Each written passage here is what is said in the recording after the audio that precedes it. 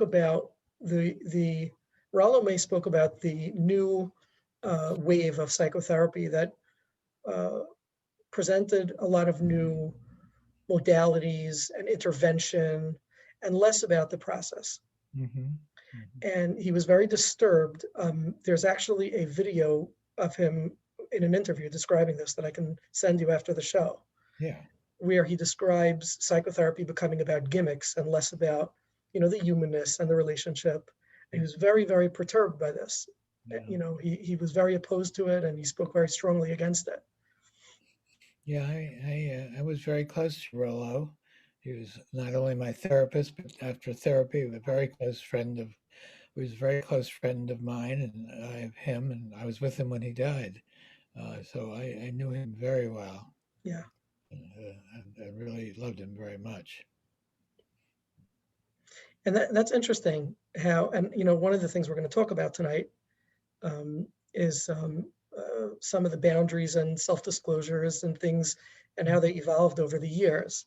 And interesting how your therapist became a close friend Yeah, and what, that was unusual, I know. But we were both working on the same kind of area, and he had just moved to California, and I was having a lot of anxiety. I'd been working with a very difficult group.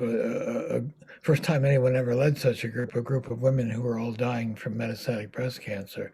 Mhm. So one by one, every one of my group members was going to die and did die, and that stirred up a lot of death anxiety in me. And that's when I thought of him.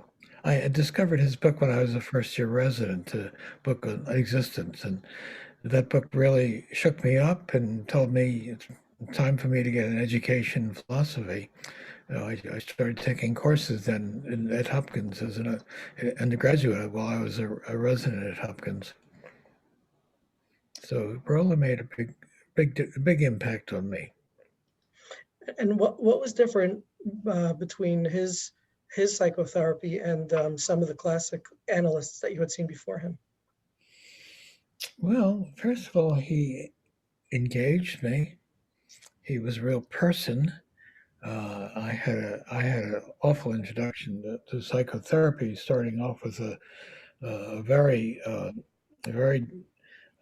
conservative kind of analyst in Baltimore, an older woman who had analyzed most of the other analysts in most of the other analysts in Baltimore. So I never saw her. She was always behind on the couch and had to look back, never a word about herself or about our relationship. Um, and that was 4 times a week for 3 years. That's 600 hours. Um, and it was extremely unhelpful to me. So it was a bad start. But I've been in many therapies since then.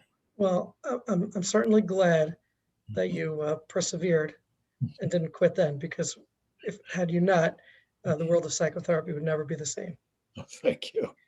Yeah, and it's 9 o'clock now, so I'm going to open up and introduce you. But there is one thing that I want to say, and that's one of the things that was so striking to me. Obviously as an Orthodox Jew, in reading your book, was how your grandchildren call you Zayda. Yes. And I had two Zaydas, one of them who passed away at the age of 80 and one at the age of 88. And talking to you kind of makes me feel and reminds me of my Zayda. And All my grandchildren call me Zeta. Now that I yeah, think of it, yeah, every yeah. single one. Right. I don't even think. But when I after reading, having read your book, just in maybe when I was still a student or just in the beginning of my career, um, the gift of therapy. Yeah. I just had the sense that in a sense you are the Zeta of many of the new wave of psychotherapists that are out there today. You are our Zeta in that way. Yeah. Well, I'm glad to be a good Zeta. Well, we're glad to have you. And I was thinking, when you wrote about entering psychotherapy Hmm. after the passing of Marilyn, and I was thinking, wow, the man is 87 years old. Who can he possibly be seeing? And my conclusion was that the only older psychotherapist out there today is Aaron Beck, who is actually celebrating his 100th birthday just a few weeks after you celebrate your 90th. Oh, really? That's amazing. Yeah. He's celebrating in July, and you're celebrating June 13th. So happy birthday, and you should live till 120 and beyond. Okay, thank you. Okay, well, let's begin our program tonight. All right. So welcome everybody to Mondays with Moshe. The lines are lighting up. We're very, very fortunate to have the venerable Dr. Irv Yalom, Professor Emeritus of Stanford University of Psychiatry, psychotherapist par excellence, psychiatrist, and we're going to be discussing his new book that he wrote together with his late wife, Marilyn Yalom. The book is called A Matter of Death and Life. Some of us have already read it. The book was just published and just came out in the United States a couple of weeks ago.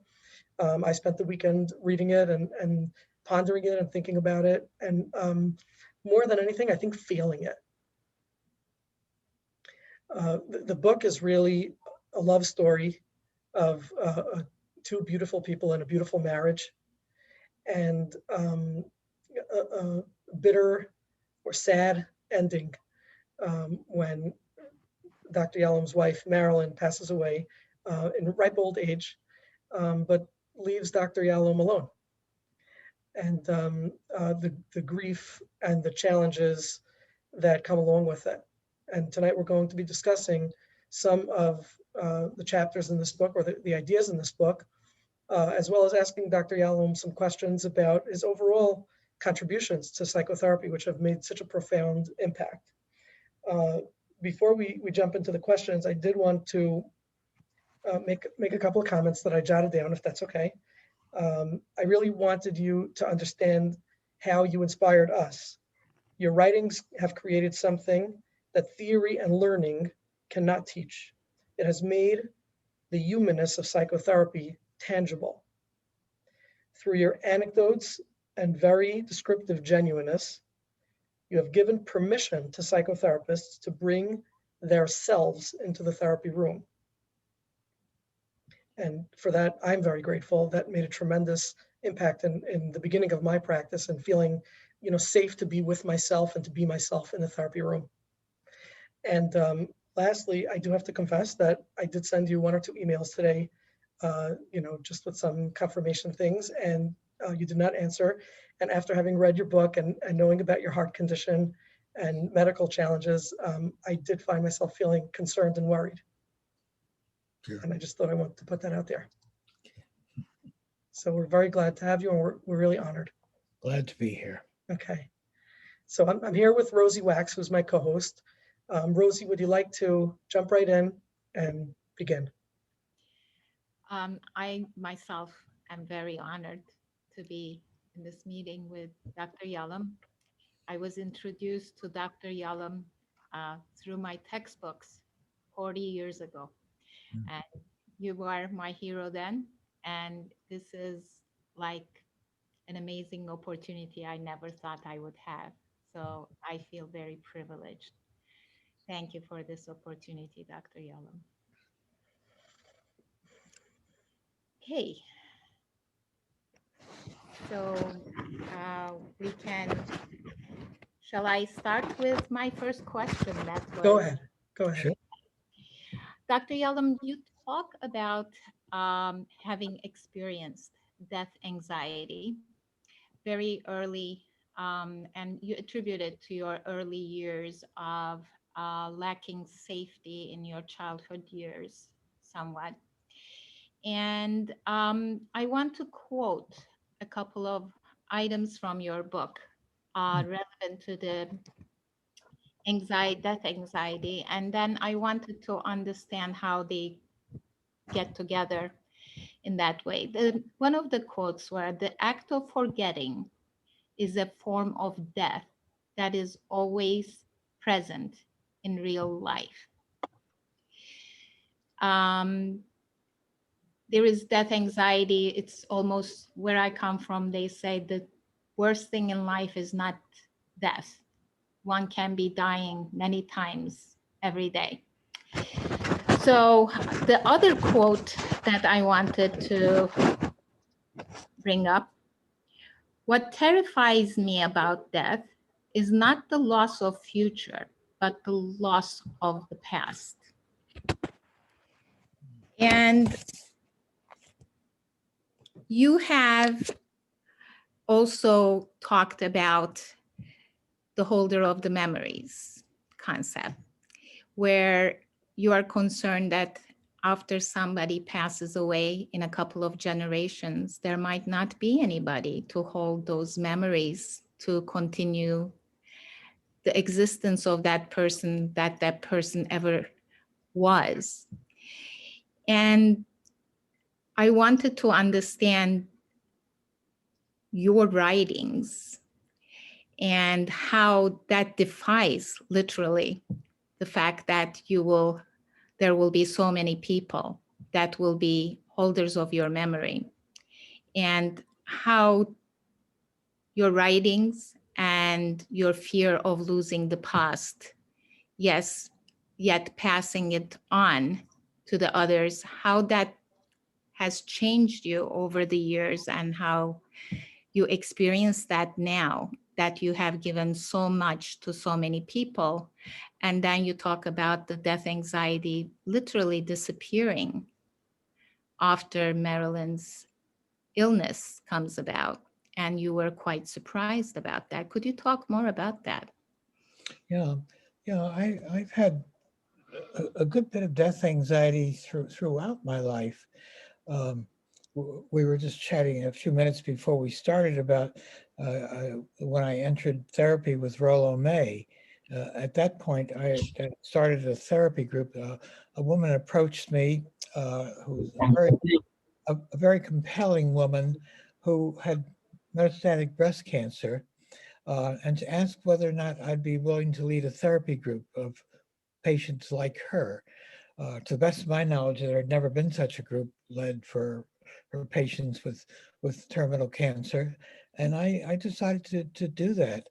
And so I started leading a group, and I led that group for years. And every single woman in the group eventually died of breast cancer. New members came in, and I know that that experience really touched off so much anxiety for me that I decided I needed to get into therapy yet again. I've been in therapy on many occasions. And it was just then that Rollo May um, had moved to California, and I met with him for about a year and a half. He lived about an hour and 20 minutes from me, and I drove to him. I recorded our sessions and listened to our session on the way next week to what we had called. I thought it was a pretty good way to really keep the therapy in mind. Later, after the year and a half, we became very fast friends. I saw him quite a bit, and in fact, I was. He'd called and his wife had called. I was with him when he died. He told me at one point that although he he said that I told him that he had helped my death anxiety a whole lot. He told me that I made his a lot worse. He was about 22 years older than I was and was facing these kinds of questions much earlier than I was. So that was a time that I had a good bit of death anxiety. When my wife died, um, and it was in November of last year, so it's a year, almost a year and a half now. Um, but I knew that one thing that was going to happen was that she was going to take a lot of my past along with her because her memory was quite extraordinary. And that's come to pass. There are so many times when I'm reading something that I've written or I'm talking to someone and I said, "Oh, that yes, I wrote that. I wrote that book. I was on some island. I used to like to do a lot of scuba diving. Well, whenever we went on sabbaticals, and I never missed a sabbatical, we took off. I went somewhere to write, and I could call where we were going to go half the year, and I always went to an island, the Seychelles or the Great Barrier Reef, and Marilyn always went to Paris." And so, but I know that now So I can't remember where we were. I think I'm reading this book. I say I wrote that someplace, and I can't quite remember where it was. So yes, a lot of my past has disappeared with Marilyn, and that's some sadness for me. As for my death anxiety, um, it's quite extraordinary to me that I have so little at this point. I could talk about that a good bit, but you know, I think I've been seeing a lot of people in single consultations. I've been doing a lot of that over the past couple of years, and a large number of people have come to me with a lot of death anxiety, and I've generally a formula has begun to generate in me that it seems to be so true for the great majority of these people, which is that the amount of death anxiety you feel is directly proportional to the regrets you have about your life and how you've lived your life. And that works for me because I have so few regrets about my life. I spent it with this wonderful woman. Uh, I accomplished much, much more than I ever thought, given where I started off the first 14 years of my life. Um, I've been reading, when I first lost Marilyn, one of the things that helped me a lot was I decided I'm going to start rereading some of my own books. I'd never read them before. So I reread all the books I had written, and it was wonderful, wonderful therapy for me. It helped me quite a bit. So I have very few regrets about the way I've lived my life, and I also have very little anxiety about dying. One thought that I had, I don't know whether I have this in the book or not, I've now forgotten, but there are times when I think about dying, and then the thought occurs to me that I'll be joining Marilyn. And that thought somehow offers me comfort. Every time that happens, it offers me comfort. Now, to my scientific mind, to my logical mind, that's an absurd thought. I'm afraid I'm not a religious person. I've always been a rather devout atheist, and the idea that I'll be joining Marilyn doesn't make any sense, and yet it offers me comfort. And yet that idea teaches me a whole lot about what religions have had to offer to mankind ever since the very first religion so many thousands of years ago. The idea there'll be some kind of continuity, there'll be something after death, and that has helped so many people. And it helps this other part of my mind too, that I feel comfortable thinking about death because I'll be joining her. I'm answering a lot of your questions here all at once, but so those are the first thoughts that occur to my mind. Can I jump in? Please do. Okay.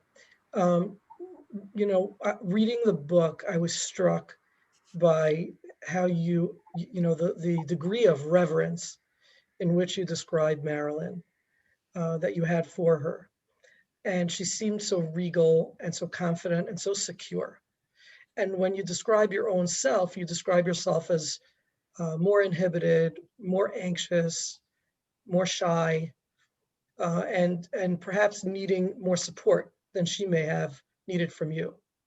And I wonder if you found that her support enhanced your own sense of self during your marriage. And as a follow-up, would you say that now that she's gone and you're independent, which you described so much anxiety about being independent, do you find that the enhancements from her encouragement have carried over into your independent life? Yes, I think to some extent that's true. I think that rereading my work and looking at my work is caused that to us that to be true.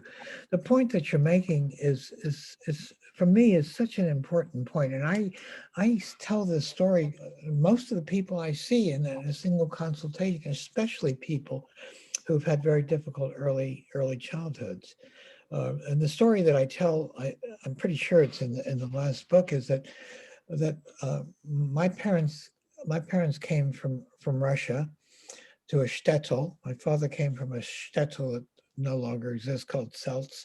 My mother came from a slightly larger village called Pruzhina, and they met and married there and came over uh, about 1920, 1921. Um, so so the, the, so they came from the shtetl, and they came to this country. Tell me again what your question was. I'm sorry, my mind just wandered. Yeah, that's okay. So the question was if you found that Yeah, I you got got it. it? Okay. Whether the sense of self and encouragement carried you through Right. beyond the marriage and into independent life. Right. Well, the point that I wanted to make first, and I'll go back to that question, is that my father opened up a little grocery store. His brother had come over a couple of years earlier and lent him a couple $100 to open a little store, and opened it in Washington, D.C. Washington, D.C. at that point was very segregated. There's black sections and white sections. And my father opened up a grocery and then later a grocery and liquor store in the midst of the black section. And the only white families there were the owners of other stores. And the few whites, like the barber shop or so, were always quite, I'd get comments, anti-Semitic comments almost every day. Um, but it was a bad neighborhood for me to grow up in. My parents wouldn't let me bring any of the black children into our home. I spent a lot of time in the library. I'd go bike up to the library, get my 6 or 7 books, and read all day long. So, but the story though runs this way. It was a dangerous place for me to grow up in. I was full of anxiety. I um, been very socially insecure then and now. My wife, the second half of the story is my wife's family also came from Russia, came over maybe a year or two before my parents did. He also opened up a little grocery store. For those of you who may know Washington, my father's store was first and Seton Street, first in S Street, and her father's store was second in S Street, 1 block away. I passed her father's store 1,000 times easily every day walking to school. I passed it. But her father thought he can't possibly bring up his 3 young children, all women, all girls in this neighborhood. So he bought a house on the other side of town in a much nicer part of town. And Marilyn grew up there. And it was a very good childhood for her. It was safe. Her mother was very kind. She took elocution lessons and French lessons and dance lessons. And what happened was that she never even knew what anxiety was. She never saw a therapist. She was very socially comfortable, always president of her class, and various things like that. Whereas I needed over and over again to get myself into therapy to deal with my anxiety. I tell this story often to patients who've had difficult early childhoods, mainly to tell them that they mustn't stint on getting into therapy. They're going to need help over and over again. Those first few years of life that are precarious are going to leave their mark. And there's a good bit of research, by people, for example, Harlow and Bowlby in Great Britain, to look at even how primates who are deprived of maternal care early in life pay for it much later in life. It doesn't go away. So I think I'm addressing your question. Yeah. So I'm wondering now if you find that the encouragement and support that you had from Marilyn carried you beyond your marriage years and into independent life, where you feel now that because of that support, you can be an independent person with a strong self. I think it's carried over. I think I'm far more comfortable than I was. I'm still in therapy. I started seeing someone a few months ago to help me with my grief. It's helped a great deal. I can't tell you how many times I've been in one, but I've always gotten good use of it. So yes, I am feeling more comfortable, but it's it's very hard for me. I'm having a very difficult time with grief. I know a lot about grief. I've worked with it for many years. And in fact, I think a story I tell in this last book, as I was rereading the books that I had written, I picked up one book, and it was a book called Mama and the Meaning of Life, a book of stories. And I was thumbing through that and reading the stories, and I was suddenly surprised to find, I think about the third story in the book is called something like eight advanced lessons in the therapy of grief. And I said, oh my God, I forgot all about this story. And I reread it with tremendous interest. And it was an interesting story. It was a story of a professor at Stanford in another field whose husband had died and her brother had died a short time before that. And she was in terrible, terrible grief and pain. And and we weren't getting along very well together because she kept saying to me, you know, nothing's ever happened to you. You're always in that nice pink striped shirt, but you've never had anything happen to you. You don't know how I feel. And I would, of course, argue with her and I'd say, oh, I have to be depressed to treat a depressed person. I have to be schizophrenic to treat a depressed. And then we'd be yelling at each other after a while. So we were arguing a good bit. And eventually she got better. It was a good year and a half of therapy. But now, as I read that story and I go back to thinking about her, you know, I'm feeling that she was right. You know, that I know so much more about grief that I really couldn't have known before. And if I had to treat someone like her again, I think I'd probably be Do a able to better have job. a great more empathy for her. Dr. Yalom, we'd love to go to the discussion of self-disclosure. And I know Rosie has a question on that. And I find myself astounded at how, we were talking before the show about the humanness that you brought into psychotherapy.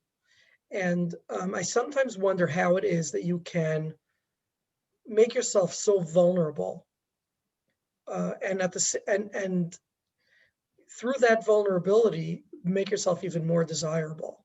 Sometimes a clinician starts to make themselves vulnerable and they lose a certain degree of respect, but you seem to have this way about you that you make yourself vulnerable and it makes people want you even more. Can you talk to that? It's a hard question for me to answer. It surprises me. I mean, because I am so insecure in so many ways, but I think maybe the first instance of that happened when I was very interested in group therapy right from the beginning. I had a wonderful teacher, a man named Jerome Frank at Johns Hopkins, who was leading a group and let me watch his group through the one-way mirror. And then after a couple of months, the other residents had all stopped already. They were just required to watch for a month or two, but I was fascinated with it. And then he had me come in and lead his group. And I've been fascinated with group therapy ever since then. So at Stanford, when I applied to, I was in the Army as every medical student and was at that time. You had to go in the Army for 2 years. I was uh, I was sent to Hawaii for a couple of years by sheer good luck, and then I thought I would go back to Washington D.C. and go into private practice, but my wife discouraged me from that and thought we should that I should do something in academia. And we loved Hawaii so much that we wanted to be as close as possible as we could to. Hawaii didn't have a four-year medical school at that time, so I applied to San Francisco and to Stanford. Went to get interviews at that point. Also, I had a ticket to fly to Illinois to have an interview with Carl Rogers, who I liked so much. But I got a good appointment at Stanford, and canceled that trip to see Carl Rogers. Then I met him later on. So I started leading groups. The chairman at Stanford let me do anything I wanted. I had no assignments at all. So I started a group therapy program, and I was leading groups like Jerry Frank used to be, and my students who were psychiatric residents then, about maybe 10 of them, were watching the group through the one-way mirror, and the group knew about that. Of course, you have to tell the members that you're being observed, but they were still uneasy about that, as people usually are. And suddenly I came up with an idea, um, and this was the start of all this that you're mentioning. I said, well, listen, I'm going to suggest something to you. After the group is over, I'm going to be discussing the group with the students, and we're going to come into this room afterwards, and you all can go into the observation room, you know, and watch us. It was nobody ever done anything like that before. Uh, the patients were delighted. The residents were all uptight, and we talked a lot about their uptightness about that, and it worked extremely well, extremely well. I think the next episode of that was a member of who had been in a group, and she moved out of town, and then she was coming to see me individually, and I couldn't get very well with her. She was so timid and shy and frightened. She was also an excellent writer. She already was writing a book at that point. So I suggested to her, well, listen, why don't you and I each write a little summary of what our session was like. And after our session, I'm going to mail mine to yours and you mail yours to me. And so we did that for the whole course of the next several months of therapy. And it was, again, it really stirred up our relationship so much, and we did so much better. Afterwards, um, we started reading those over. My wife started reading these over. She said, this is interesting. There's a book in here. And we ended up writing a book together. It's called Every Day Gets a Little Closer, only because there's a song, Every Day Gets a Little Closer. The patient wanted to be sung at her marriage. So those were the starts of this self-disclosure that you had, and after that, I've always been very comfortable with that. With the consultations I'm doing now, I have 1 hour with patients, and without exception, every single one of them, I will move into the here and now, and I'll talk about how is this going for you? What are you feeling about how I'm speaking to you? What impressions are you getting of me as I'm getting these impressions from you? So In yeah. particular, you jump into the here and now, but relationally, I've watched some of your sessions, and it's not just the here and now, like maybe Fritz Perls would have done it. It's the here and now in the relationship between you and the client, and in the atmosphere of the relationship. And that's something I learned from you also. That's right. Yeah, That's I right. love that. I'm doing it an extremely different way from Fritz Perls. I didn't like his method of doing it. Yes, so I am very comfortable in doing that, and I'm comfortable in my writing doing that. Okay, Rosie, do you want to go into self-disclosure? Yes, I mean, one of the things that I noticed in the book several times, you mentioned that, especially with traumatic repression case, when during actually your wife's funeral, you realize that you did not remember very significant aspects of the funeral procession. Mhm. And you had heard that from your clients before, but you said you never really fully understood what that was like and until you experienced it yourself. And with your self disclosure, you are able to give the client that sense like that I understand. I had similar experiences that really gives that sense of being understood to your client. My Mhm. question is there a danger of over identification and how that boundary can be protected because um, the therapist and the client are really experiencing the same thing? Yeah. And how is that boundary watched during a therapy session? Well, God. what's freshest in my mind right now are these hundreds of consultations that I've been doing. These stand out very, very clearly in my mind, and I can tell you that in every single session, I'm very careful to take a look at what's happening here between the two of us and how are they feeling about my questions. And without exception, every time that I've opened up and engaged in self-disclosure, without exception, it's been helpful. I see no, I've seen no downside to that whatsoever. It makes the patient feel more comfortable. I'm being honest with the patient, and they become more honest with me. Thank you. Do you ever find what I've seen in self-disclosure as a risk is role reversal? When the therapist discloses and starts to feel emotional, and the client now starts to take the place of the nurturer towards the therapist. Is that something of concern? No, it's never happened to me quite that way. But if it did, I'd say, let's take a look what's been going on here the last 5 or 10 minutes and see how that feels to both of us. So I just turn to it and let's analyze it. It's something very interesting that's happened here. Okay, so your fearlessness. Yeah, that's how I would approach it. So what I'm hearing you say is that your comfort to self-disclose is because you'll know how to pick up any pieces that may fall from it by just exploring it, analyzing it, and making some more sense of it. Yeah. And I think that's a great component to a relationship. Yeah, and usually I will say, you know, I've been telling you a lot about my earlier life or telling you about my being in therapy. What's that felt like to you? I mean, I encourage the people to talk about that. How does that feel to you? And almost like 100% say that makes me feel easier, makes me feel better, makes me feel closer to you. That's what the response always is. I like when you write in The Gift of Therapy about the woman who said that the most important part of the therapy was that you complimented her dress. I don't remember that, but that would be good. Okay. Yeah, Rosie, do you want to? you tend to compliment people when I see them.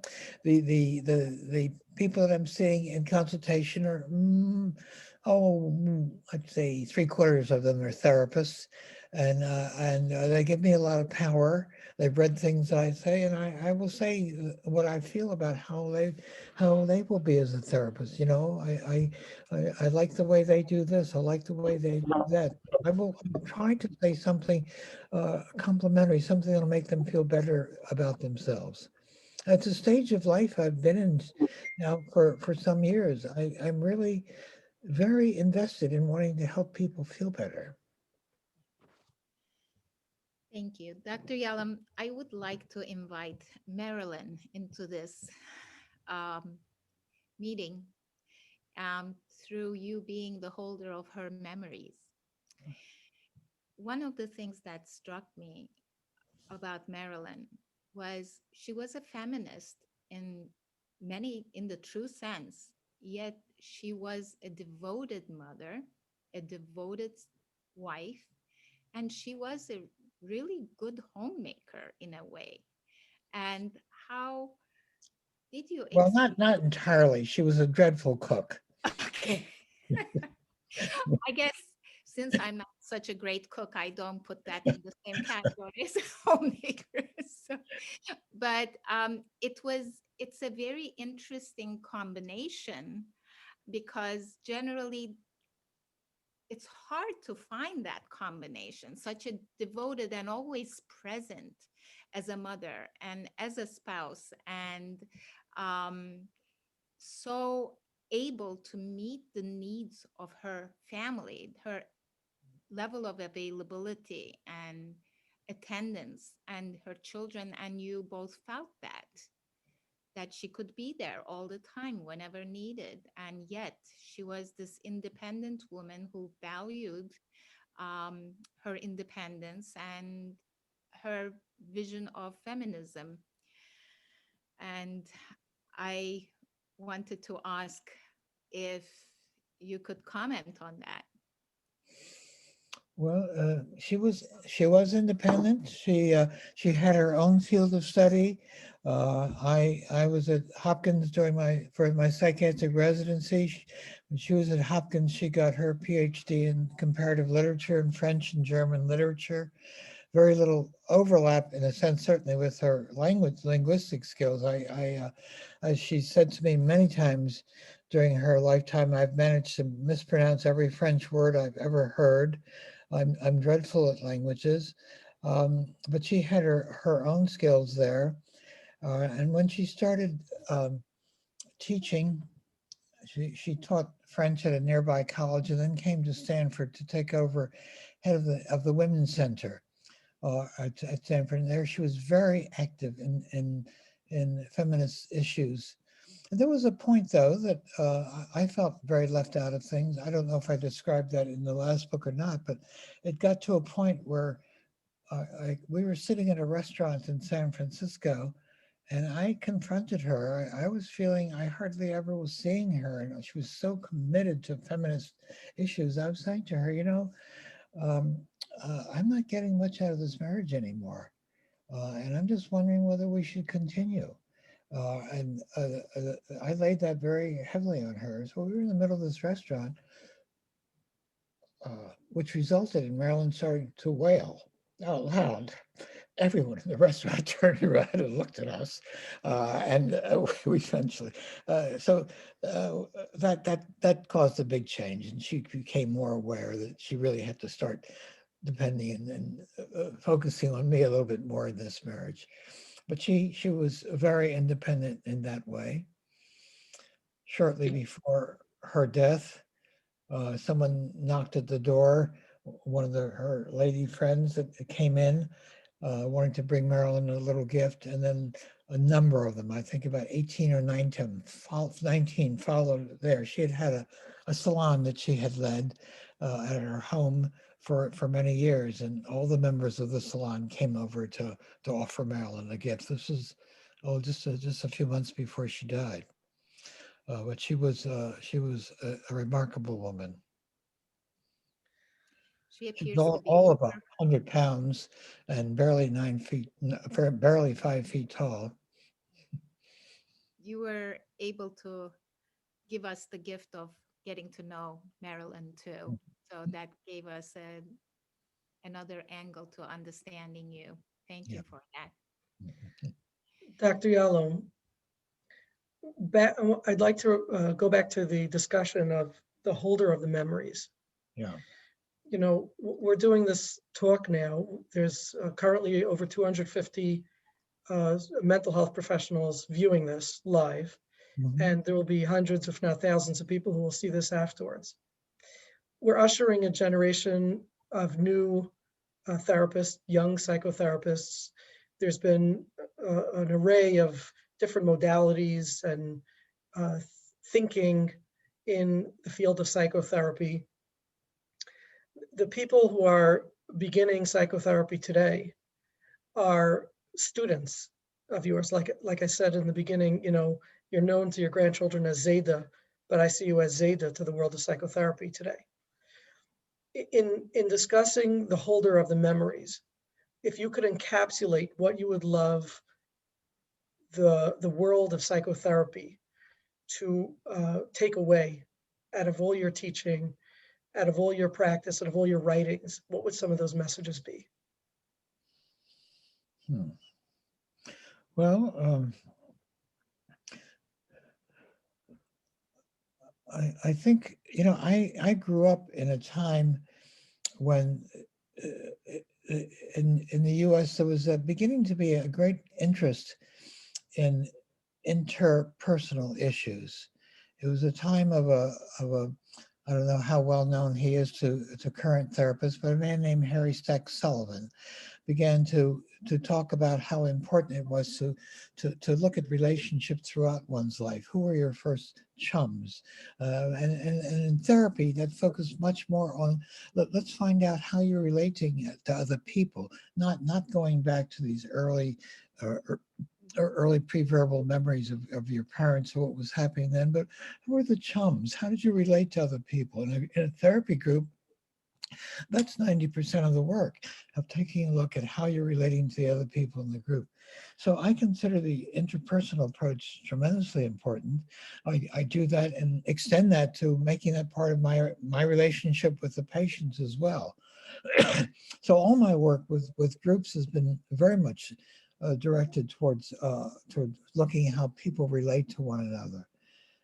So I make a big point of that, and I don't think therapy is effective if you're going to exclude the patient-therapist relationship from that. I focus a great deal on what's happening between the two of us. And is there a particular mentor or therapist who you learned that from, that the therapist-client relationship and focusing on that relationship will help the client or patient to change? Or was that your own thought? I got that from some of my reading of Sullivan. I liked a therapist who had immigrated to the U.S. named Karen Horney, who wrote about that. Also, I wrote about that in some of my early works, I'm sure. Um, but I didn't have a particular teacher later on. Mainly, it was my focus of doing that. It was especially kind of unusual because I'm sort of awkward with other people. I'm not very skillful with others like my wife was or like others. I've always been basically I'm an introvert. I will spend a lot of time with myself. I'm not like going to parties, but yes, I feel that's the most important thing we do in our therapy, though, is to examine interpersonal relationships. And there was one party that you were happy that you went to Which party was that? when you were 14, Oh, the party I met Marilyn at. Yes, climbing through the window, wasn't it? yes. I when I was 14, we moved to a nicer neighborhood, and a chum of mine said, "Let's go to Marilyn Koenig's party." And I'd never been to a party before. I don't think I'd ever hardly talked to a girl before, and I saw this tiny little girl, the center of attention, and somehow went over to her and didn't know what to say. So I said, I'm Irv Yalom. I just crawled through your window. And somehow I got her phone number, and we had a date about 2 days later. And the date was really quite unusual because she told me that she had skipped school that day. And I said, "What? You skipped school? I never heard of such a thing. I would never think of doing anything like that." She says, "Well, she was stayed up the previous night reading a book. It was Gone with the Wind, a very long book. And she was so sleepy that she stayed home that day." And I was amazed at that, amazed that someone could be that attracted to books as I was, because I spent all my life with books at that point up to then. So I always like to say that our relationship really started with books, or talking about those books. And in a sense, it ended with books. It ended with Marilyn and me writing this book together. It was her suggestion. We were walking down a path near my house. She said to me she already was very ill then. She had multiple myeloma, a cancer of the plasma cells, the white blood cells. Everything that had been tried had not been successful. And she said to me, "You and I should write a book together. I'll write one chapter and you write another chapter, and what it's like for me and what it's like for you." And I said to her, "Well, that's a good idea, Marilyn. I think you should write a book about this. But I've already started this other book." And she said, No, you're not writing that book. You're writing this book with me." And that's how we started. Marilyn was very strong-willed. And of course I couldn't refuse her. So we wrote that book together. So our friendship started and ended with books. Okay, Rosie? Um, Yalom was, I guess I can describe it as being very intimate. You also describe your relationship with your clients as being intimate relationships, and you stated that losing your practice and giving up on your practice with ongoing clients instead of just consultation was a great loss to you, because it was the loss of that intimacy with your clients. And you were also experiencing in the loss of the most intimate relationship you had in life. Actually, I am in awe of your story, because she is the only person that meant so much to you. You have no other memory of being with another woman in that way, in that fond way. So it's, the bond is incredible. But I wanted to ask you about a part in the book, a place in the book where you talk about your wife's oncologist carrying the weight that the oncologist carries of the patient's pain, and how much her doctor was carrying. And I wanted to ask if this is really different than the weight that a therapist carries.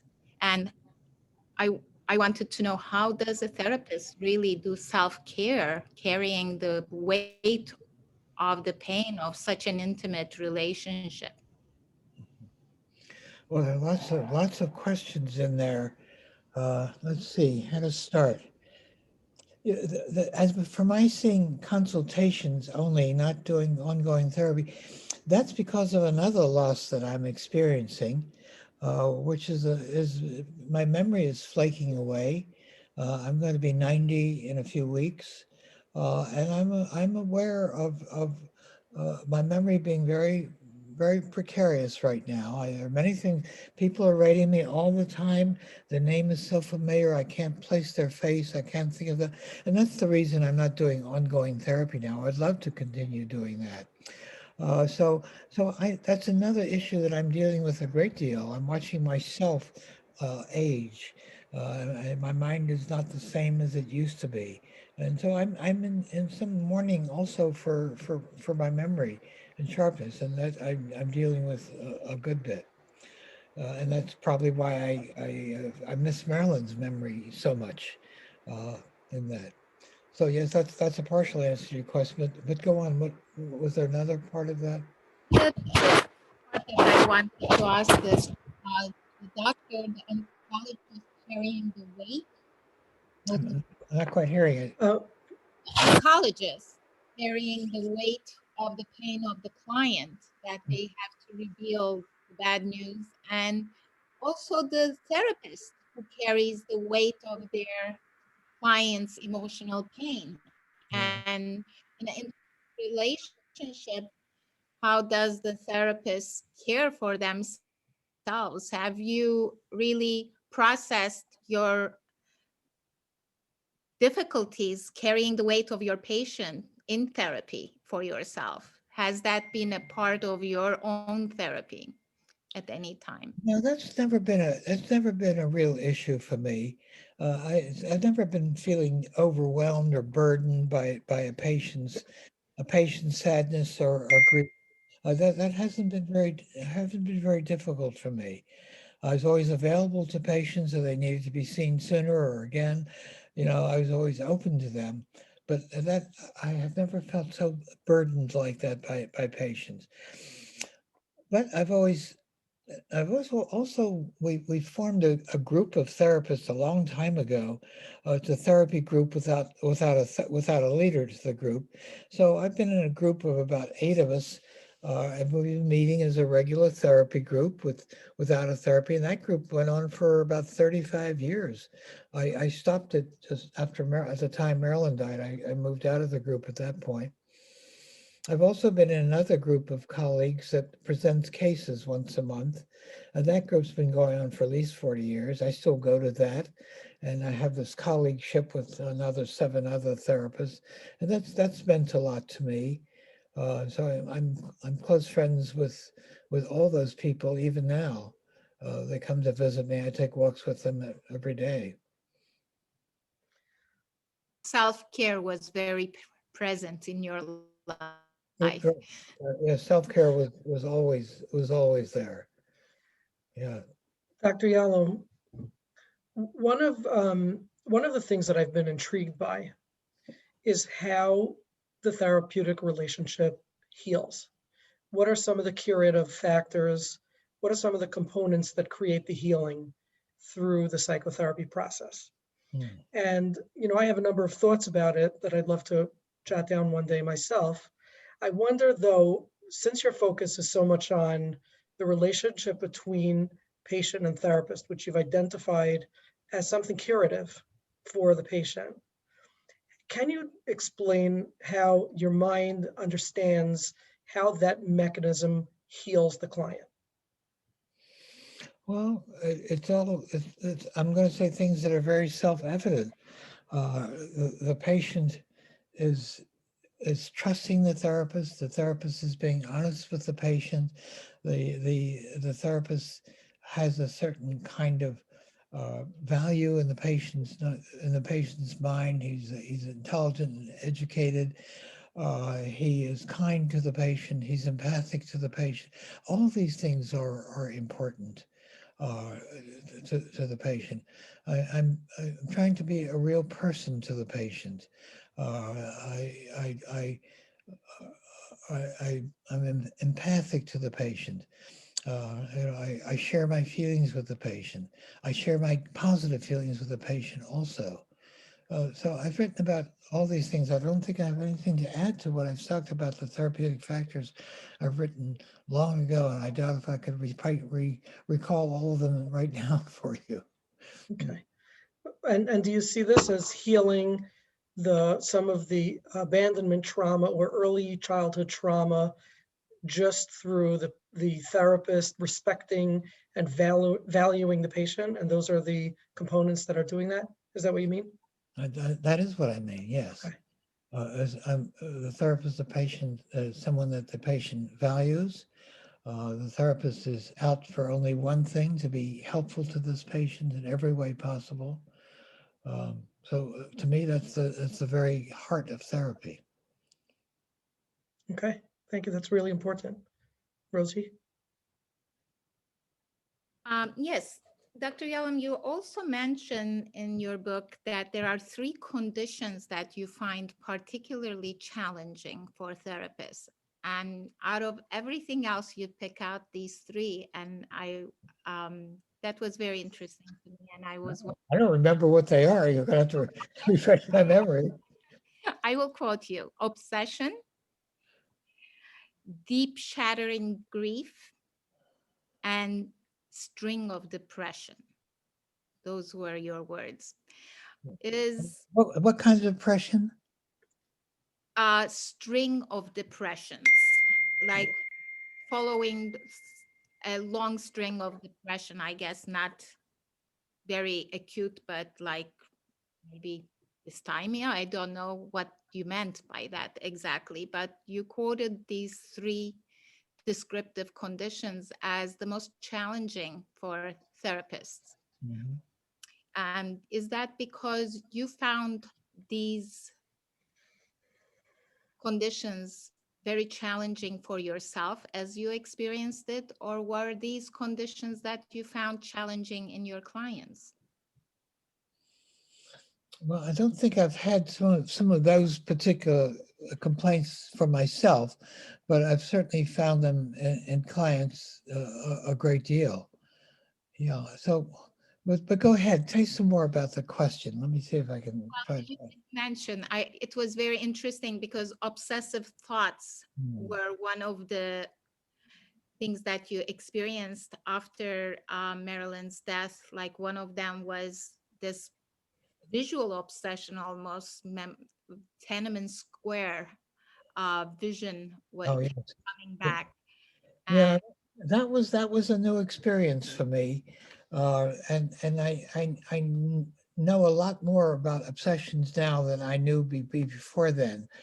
But I was after the funeral, and I came home, was lying in bed, and I kept I was seeing something on television that day and the day before about the Hong Kong riots, and it made me somehow, for some reason, think about the Tiananmen squares and think about these students being run over by tanks, and I could not get that out of my mind. I tried to close my eyes, and I kept going on and on, and for the first time I really knew something about obsessions and knew what they were really like. I had never experienced it before, and and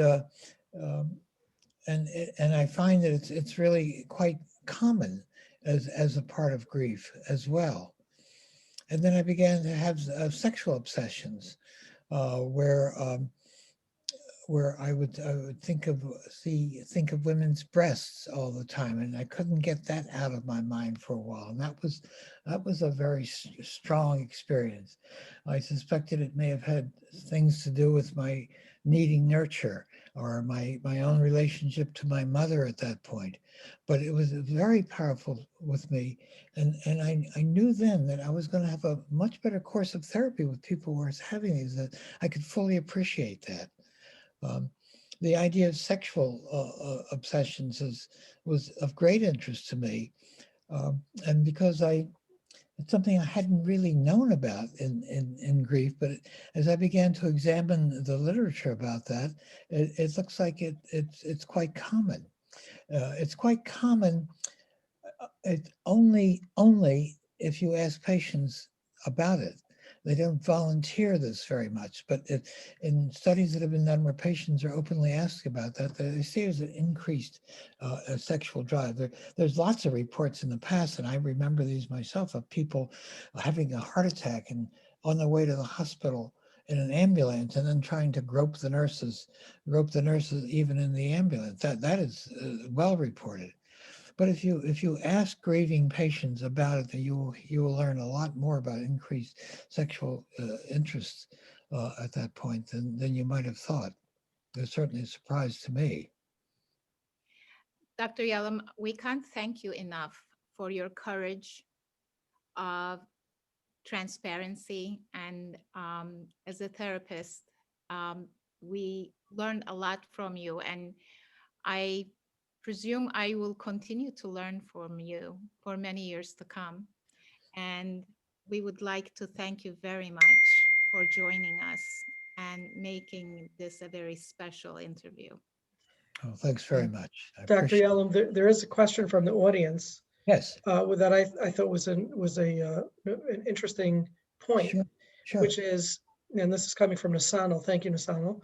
Uh, the modality that you describe in bringing so much authenticity and humanness into the room. How did you find, in your experience of working with over the years with so many clients or patients, in your case, uh, patients who were manipulative, who may have struggled with borderline personality or manipulative behavior? How did they take to your being that authentic and self-disclosing and open? Did they take advantage of that? How did you find that to be helpful for them? Well, I probably didn't work too long with them, I would imagine. And you have to remember too, as you ask these questions, I've never been in full-time practice. I've probably the most I would see maybe four patients a day. Then I would do group, and then I would teach, and then I would be writing. So I never had a full-time practice where I might be burned out by working in these modes. So I'm glad you're asking that, because I want to make that quite known. I've been a professor at a university all my life, and my my practice has always been limited in that way. So I might be writing a different kind of story, if I were seeing 8 patients a day and working that hard. So I'm glad you brought that up. I should go on Yeah. record. And Okay. did you find it to be a challenge in working with manipulative patients, to be so genuine, to be so open and transparent? Because they're the kinds who can take advantage of that. Well, they might, and then I would see that I couldn't really work with them, I see. and I'd stop working with them because I'm obviously not the therapist for them. So in other words, you limit. Already try to size that up really in the beginning, in the intake sessions right away. I begin to see the kind of life history I'm hearing with her. These are not people that I would choose. I see. So you really did use discretion in Oh that yeah, way. I did use Okay. that. And Another question from I had the. a lot of early exposure to people like that, because I did a lot of consultations in prison hospitals, both in Atascadero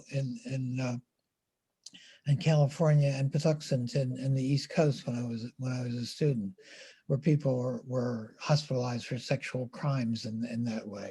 So I had some early contact with them. Ruth is asking if there are 3 books that you might recommend. She's a professor. I'm going to have trouble with that. Okay. Well, I really love Rollo May's book. Well, book's existence is I put right up there. Yes. Okay, and The Art of Counseling. The Art of Counseling, yes, that was good too. I can't think of a book that I'd want to elevate over all the others. I'm just not sure. Uh,